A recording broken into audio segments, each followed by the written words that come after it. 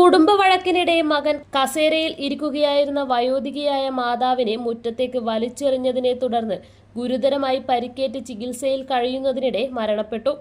Alavil പള്ളിയാമൂലയിലെ V ശാന്തയാണ് മരിച്ചത്. ഇന്നലെ രാത്രി 12 മണിയോടെയായിരുന്നു അന്ത്യം. ഈ മാസം 11 ബുധനാഴ്ച രാത്രി 11 മണിക്കായിരുന്നു സംഭവം. വധശ്രമ കേസിൽ മകനായ അലവിൽ പള്ളിയാമൂല ലക്ഷം വീട് കോളനിയിലെ വി സജീവനെ ടൗൺ പോലീസ് അറസ്റ്റ് ചെയ്ത് റിമാൻഡ് ചെയ്തിരുന്നു.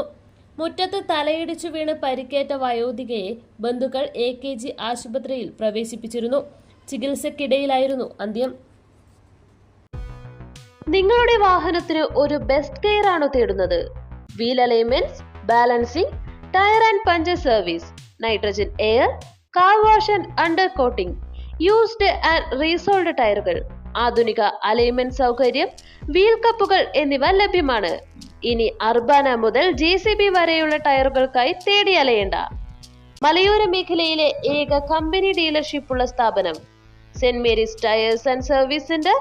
സുരക്ഷിതമായൊരു യാത്രയ്ക്ക് നിങ്ങളുടെ വിശ്വസ്ത പങ്കാളി. പുതിയ പാലത്തിന് സമീപം, ചെറുപുഴ.